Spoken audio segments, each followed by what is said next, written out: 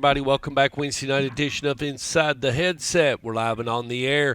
Going to roll just a little bit south of Knoxville down to Cleveland, Tennessee. Going to talk to the head coach of the Cleveland Blue Raiders, head coach Chandler Tygard. How you doing tonight, Coach?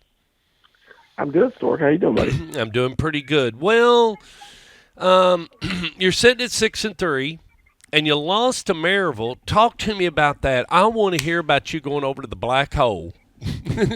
Tell me about it. Yeah. Well, I mean, honestly, we played a good game all the way I to the know you fourth did.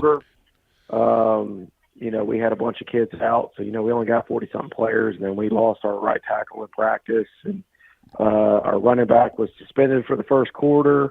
We've already lost two receivers to ACLs, and then we had a tight end go down in the third quarter with a fractured neck.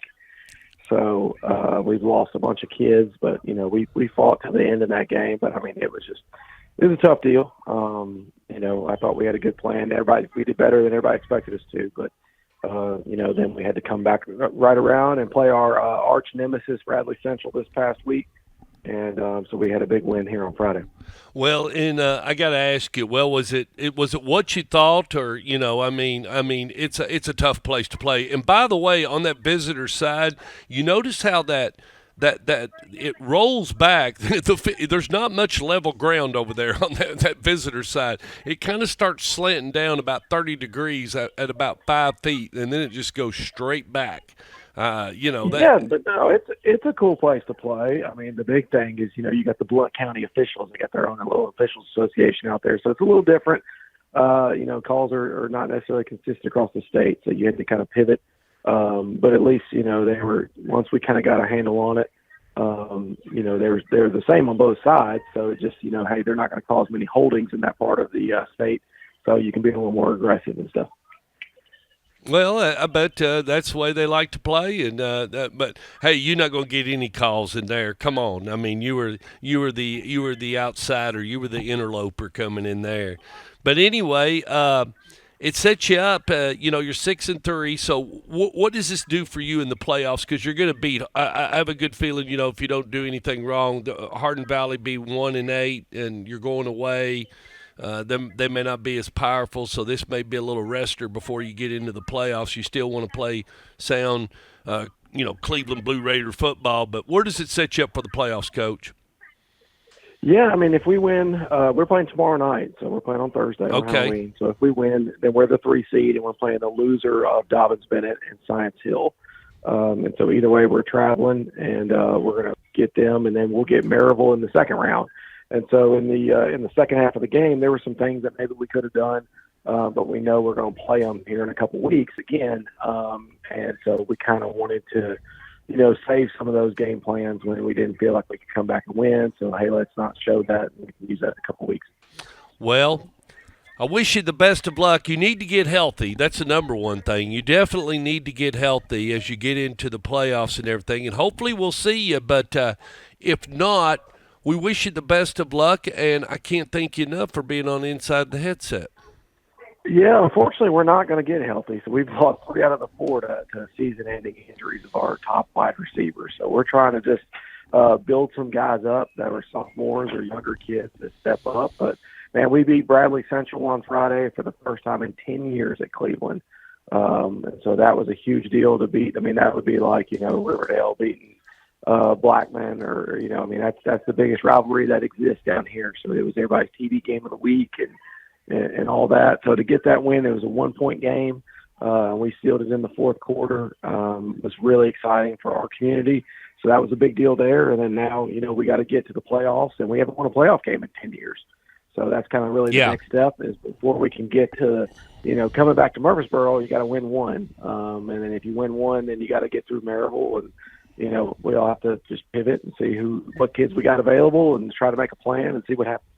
Well, it's getting ready to get real interesting as we move into November and the race to Thanksgiving to see who actually will, who will come who will come this way, and that's whether it's here, over here in Murfreesboro, which we like to think we've got the better hand as we take on the Mount Juliets and the Green Hills. I'd like to think we got the upper hand, but you never know. But I've seen Riverdale for the first time the other night and against Blackman, and they looked really good. And I've seen Oakland a couple of times. So, but Oakland's T.T. Hill is out, and Dwan Morris is out, so it'll be some. And Avery Hainsworth is not playing either, so he's down to Tut and a few other people. So come on. He's still got some good ones, but yeah, I mean, I think it'll be Murfreesboro, and then there's the teams in the East is obviously Maryville, but Bearden's really solid.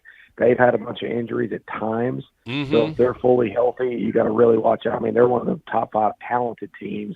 And then Science Hill, I don't know if anybody's seen them this year, but they are massive. And so they've really got some big guys. And they were ahead of Maryville the entire game, and Maryville did a 2-minute drive to win the game in the regular season. So, I mean, there's a couple teams in the East. Yeah, I mean, there's a chance, like you said, Science Hill get back into it. They may, they've had a little chance to review some more video, so they'll be waiting for Maryville. Don't think they won't if they get a chance to play them. So, whether it's you or them. They'll probably play Bearden in the second round. I think they're going to play I think they'll play at Science Hill, assuming they beat Dobbins Bennett. But Bearden, man, they got some dudes. So they got some SEC offered players and a bunch of transfers. So you just never know, man. We're going to try to make a run out of it and see who we got available. But really, honestly, I'm scared to death about this game tomorrow night. So we got so many guys out. We got to just try to make a plan, get through this tomorrow, then figure it out. Well, Coach, we wish you the best of luck. That game is away, and I'm sure that Hardin Valley'd like to lay one on you and hang a big loss on you and make you leave you at 6-4, but you're looking to be 7-3, and it's been a long time since Cleveland's been 7-3. Yeah, we've only been 7-3 one time in 10 years. We've won 8 games in 10 years, so it's the Red Bank losing the Red Bank game is kind of a debacle. So we picked up that third loss as opposed to another win, but traveling to North Carolina, but at least the PO's boys meeting about contracts. So that's going to be a really interesting thing because our appeal's coming down the road. So we're going to need to get that check from the game we missed. Yeah, well, there you go. Well, Coach, we wish you the best of luck against Hardin Valley. Thank you for being on the show, and we'll talk to you soon. Thanks, buddy. Appreciate you. All right, see you, bye.